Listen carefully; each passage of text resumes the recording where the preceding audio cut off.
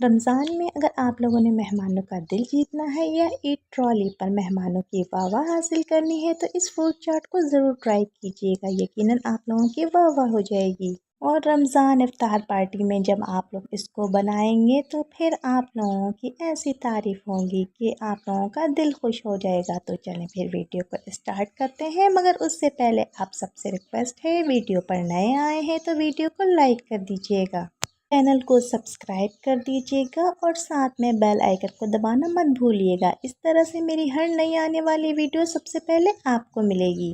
Fruit चाट बनाने के लिए आपके घर में जो भी फ्रूट है आप उसको ले लेंगे। अमरूद, केले और सेब, ये बेसिक फ्रूट तो सभी घर में होते हैं। तो चलें फिर फ्रूट चाट बनाना स्टार्ट करते हैं।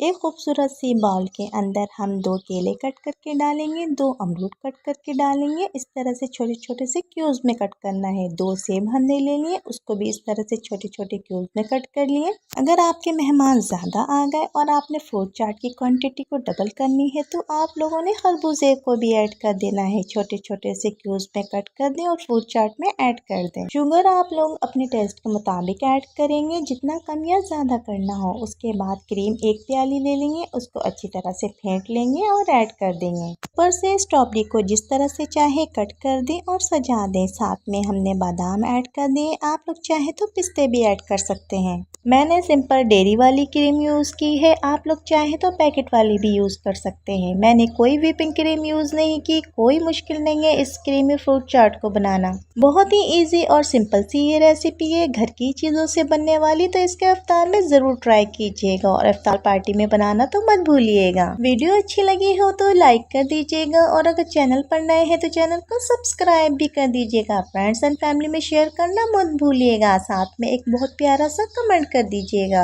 मुझे अपना फीडबैक देते रहा करें, क्योंकि मुझे आप लोगों के फीडबैक का इंतज़ार रहता है।